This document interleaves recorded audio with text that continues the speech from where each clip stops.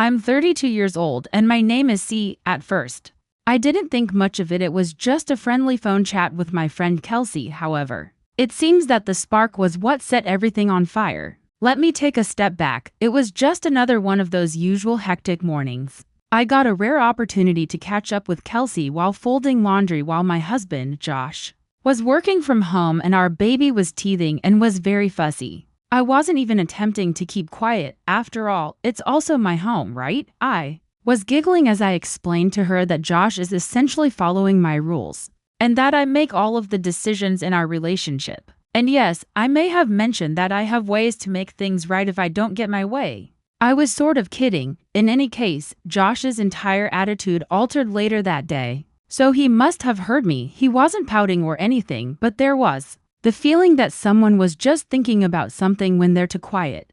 Josh was that person. He's generally quite laid back. But all of a sudden he started saying things like, "Let's sit down and talk about the budget, and I think we need to rein in spending a bit." He's been the money guy since when? To be honest, that annoyed me since, yes, I enjoy shopping, yes. Having a baby at home all the time is exhausting. And sometimes I just want to feel like myself again, not just mom. Getting my nails done or purchasing a new bag aren't crimes, but Josh suddenly had ideas. He began asking me tough questions, such as, do we really need another delivery this week? Without yelling or making any accusations against me. Or what's the price of those yoga classes again? I detested the feeling that he was watching me. The worst part, without alerting me, he canceled one of my credit cards when I tried to order groceries and the transaction failed. I discovered the truth.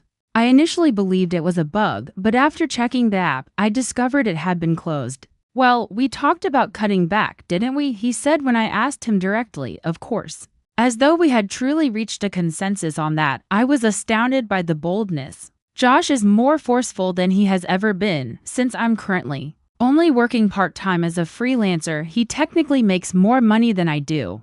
But that doesn't mean he gets to give me an allowance like a child. "I'm not trying to dominate you, see," he remarked, giving me this cool, patronizing expression when I told him so. Simply put, I believe that we need to agree on what is essential and what is not. Who makes the essential decisions? Because, let me tell you, it's hardly glamorous to spend half the day trying to get baby food out of my hair and changing diapers. My lifesaver is a little shopping therapy. He may or may not understand it. And this is his method of retaliating against me for what he heard. The part that hurts the most is that he made no mention of it, but I know he heard me. He avoided eye contact with me throughout the afternoon, so I knew. Furthermore, there is no clearer indication of the date of his abrupt money conversation. Why didn't he just come out and say it if he didn't agree with what I said? He's tightening the purse strings and making me feel like I need to ask for permission to do things instead, which is a passive-aggressive tactic. Look, I kind of understand. To be honest, it was harmless. Although perhaps I shouldn't have boasted about wearing the pants or something. It's not like I went out here planning to take over his life. I was just ranting to a friend. However, he is suddenly acting as though I am a spoiled diva in need of a reality check, which is seriously upsetting our equilibrium. The worst part is that I'm not even sure whether I was incorrect. And I don't know how to correct this without acknowledging it. When I mentioned that I typically get my way, I meant it. That's just the way it's always been with us. He gives in when I press. Why is he changing the script now just because I said it aloud when it has been our dynamic since we first started dating? Instead of using power tactics like cutting me off financially or behaving like the budget police, he should speak out if he has a problem with me. He seems to be attempting to communicate with me without coming up to me, and I'm not interested in that. How should I proceed? I'm sorry for telling the truth. Act like I don't like being in charge. I'm not sure. All I know is that things have changed. And I don't like the direction this is taking. It was not long before everything exploded. I made an effort to maintain my composure. But Josh's newfound "I'm the boss" attitude was starting to irritate me. He was criticizing everything I did, including how I planned meals, how much time I spent on my phone, and how much money I spent. After all, who is upset about ordering takeout a few times a week? Dealing with a screaming infant doesn't give me the time to prepare elaborate meals. Josh, however, found that everything was now a conversation. Yes, I did snap. His casual remark that we should likely reduce the number of streaming subscriptions was the first step. Is it really necessary to have four distinct platforms? He spoke in a cool, collected tone, as if he were teaching a 5-year-old the fundamentals of arithmetic. It was more than I can handle. I marched inside his improvised home office, put the baby to sleep, and simply gave him free rein. All right, what's wrong, Josh? With my arms crossed and prepared for battle, I inquired. Recently, you've started micromanaging everything I do and canceling my credit card, acting like a complete control freak. What's going on, really? At first, he didn't even look up from his laptop, which only infuriated me. At last, he reclined in his chair and looked at me with a calmness that made me angry. He remarked, I'm just trying to be responsible. Someone must, though. I'm being careless now, I retorted, raising my voice. I apologize. I didn't understand it was reckless to buy groceries and leave the lights on. Or perhaps you believe that having my nails done once a month is a luxury that only you can afford. I didn't say that, he said. You can't spend money like it's monopoly money and expect me to always pick up the slack. Even though his tone is still annoyingly level. Before you swipe the card, you don't even look at the budget. Wow, I responded with a sour laugh. I'm a spoiled brat now, is that right? You know, when I got you that expensive new watch for Christmas or when we were dating, you didn't seem to mind my expenditure. But now that you've made the decision to develop a backbone, I'm the villain. I knew that touched a nerve. His jaw tensed, and he appeared genuinely upset for the first time. See, you know what? Perhaps I was too busy working overtime to keep up with your never-ending Amazon purchases and last-minute self-indulgence weekends, which is why I didn't say anything earlier. But that's over for me now. I'm tired of being the guy who just nods in agreement while you do as you please. Respect is more important than money, and it's obvious that you don't have any for me. Deference? I sneered. Do you mean me, while you spend your days hiding behind your computer? I am the one keeping this family together. If you did what I do, you wouldn't last a week, and if I didn't pay the bills, you wouldn't last a day. His voice eventually rose to match mine as he snapped back. Do you believe that you are the glue that keeps this family together by doing the laundry and getting takeout? See, mature. This is no longer high school. Every time you don't get what you want, you can't just pout and stop showing affection. That one made my cheeks flush, and it hurt. However, I went for the kill rather than retreating. If you weren't so dull, perhaps I wouldn't have to conceal my adoration. How recently did you genuinely attempt to make me feel special? Or do you ignore your wife's misery because you're too preoccupied with becoming Mr. Perfect? His demeanor was cold as he gazed at me. Poor, eh? It's funny how you spend every free moment looking around Instagram or whining about how difficult your life is, and then you blame me for it right now. Can you even hear yourself? You are so engrossed in your own world that you fail to recognize your own selfishness. Selfish? My voice cracked as I yelled. Are you saying that I'm selfish, Josh? I sacrificed my job for this family. I had the opportunity to be famous, but instead I chose to stay at home and raise our children so you could continue to pursue your pointless promotions. You're behaving as though I'm a gold digger now, don't? He interrupted me sharply. Never attempt to change the past. You desired to remain at home. You stated that you didn't want to cope with the strain of juggling a baby and a job. See, that was your decision, not mine. My mouth opened to respond, but nothing came out. I had said that, and he was correct, but I couldn't admit it in the heat of the moment. I doubled down instead. Josh, you're such a hypocrite. Despite your arrogant demeanor, you're not a saint. For months, you have been checked out of this marriage. Am I just a roommate who spends too much, or do you still love me? His expression stiffened. I briefly believed that he might yell, but when he did, his voice was steady and low, which was worse in some ways. You don't get to pull that card, Collie, not after everything you just said. You want to know if I love you? Maybe ask yourself if you've done anything to make me feel loved lately. Because right now, all I see is someone who's more concerned about being right than being a partner. His comment struck me like a brick wall, and I stood there dumbfounded.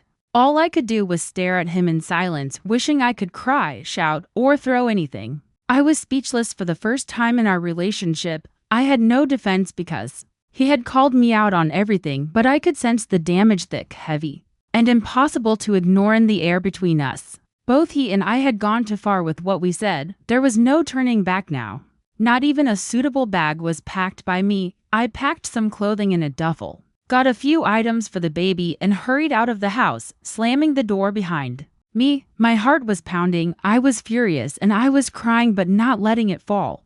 Did Josh seek to project an air of masculine superiority? Okay. Let him experience what it's like to have this family without me. I gripped the wheel so tightly that my knuckles became white as I drove directly to my mother's house. My mother noticed right away that something was up when I stepped in. She took the baby from me as I fell onto the couch and said, "Collie, what happened?" She gave me that worried, disappointed look she's mastered over the years. I said, "Josh," in a trembling voice, "I can't do this anymore, Mom. He's impossible. He thinks he can control everything, what I spend, how I act, and even what I say. I can't respect him. I never really did, to be honest. He's just so boring." Mom arched an eyebrow, but she held her tongue. Sitting across from me, she placed the infant in the playpen and said, "What do you mean you don't respect him, Collie? He's your husband. You chose him. You married him. You have a family with him." I yelled, "I know, but maybe I made a mistake," as my feelings erupted. I thought he'd be different, more exciting, more, I don't know, ambitious. He's just so predictable, so safe. I can't stand it, and now he thinks he can just boss me around. Like I'm some child. I'm done, Mom. I want out. Mom folded her hands in her lap and let out a long sigh. "Collie, I'm going to say this because I love you, not because I'm taking sides. You need to think long and hard about what you're saying. Josh isn't perfect, but he's a good man. He's stable, he loves you, and he provides for you and your child. If you leave him, you might not find someone like that again." I gave an eye roll. So what? I'm supposed to just settle, stay miserable because I might not find someone better? That's such an old-fashioned way of thinking, she stated emphatically. "Mom, it's not about settling." I hung up after he said, "It's about being realistic. You have a family now. This isn't just about you anymore. And if you're so, it's healthy when it's not. If you're willing to work on things, I am too. But if you're not, then maybe you're right. We shouldn't be together." I couldn't stand to hear him say that, as if he was ready to walk away, but I knew in my heart that he meant it. And for the first time, I realized I might actually lose him. It took me a few days to sort through my feelings, but the truth began to sink in. While sitting at my mom's house, looking at the walls of my childhood bedroom, I realized that I had overplayed my hand. Josh wasn't going to come after me, and he wasn't going to fold just because I had a tantrum. I kept thinking about my conversation with my mom, particularly the part where she said that I might not find someone like him again. And I was afraid of being alone, not because I couldn't survive on my own, I'd figure it out eventually, but because I knew deep down that Josh was a good man. So I swallowed my pride, packed up the baby, and drove home, practicing what I'd say to him when I walked in the door. He wasn't as glamorous or exciting as I sometimes hoped, but he was steady, dependable, and most importantly, a father. I didn't want to raise our daughter in a broken home, especially when the brokenness was more my fault than his. It confused me. "I'm back," I said, putting the diaper bag down awkwardly. "We need to talk." Josh nodded and closed his laptop, gesturing for me to sit. "Okay, talk." Josh didn't jump up or act surprised to see me. He just glanced up and said, "Hey, that was all." I just blurted out what I had been thinking since I didn't know where to begin. "Josh, I don't want to fight anymore. I've made mistakes and been obstinate." He didn't say anything at first, but observed me with an unreadable expression, and then he said, "Are you ready to really work on things? See? I want to work on things for us and for the baby, because I will not return to the previous state of affairs." His words hurt, but I couldn't argue with them. "I'm here because I want to try," I said quietly. "I want to fix this." He nodded, his face softening a little. "Then we're going to have to start with some ground rules. If you're here just because you don't want to be alone or because it's easier than leaving, then we're wasting our time. Is about what's best for our family, not just about you or me. That implies that both of us must." Although I objected to the word rules, I didn't protest. "What changes? First and foremost, we must have a financial agreement," he stated. "There should be no more rash purchases, no more concealed purchases, and no more expecting me to tidy up after myself." He was correct, and I knew it in my heart. "Okay," I answered grudgingly. "What else? If we're going to make this work, you have to respect the fact that I'm not an ATM." I wanted to lash out in defense, but I refrained. We need to communicate better, he continued. If you have a problem with me, say it to my face instead of venting to your friends or letting it build up until you explode. And I'll do the same, I nodded, though it felt like he was the one holding all the cards. For once, I wasn't in control, and it made my stomach twist. Anything else? Yeah, he said, leaning forward. I need to know you're willing to be a partner, not just someone who takes and leaves me to deal with the consequences. If you're not ready for that, then maybe this isn't going to work. I swallowed hard. Feeling the weight of his words, he wasn't begging or pleading. He was laying it out plainly, change or this marriage was over. For the first time, I realized he'd be fine without me. Josh didn't need me to survive, but I'll try, I said finally. I don't know how, but I'll try, and I did. Over the next few months, I made small but steady changes. I cut back on shopping and started sticking to the budget. I started asking Josh for his input instead of just doing whatever I wanted. It wasn't easy, and I resented it at first, but slowly things started to improve. Our fights became less frequent. And while the love we once had didn't magically return, there was a new kind of respect between us.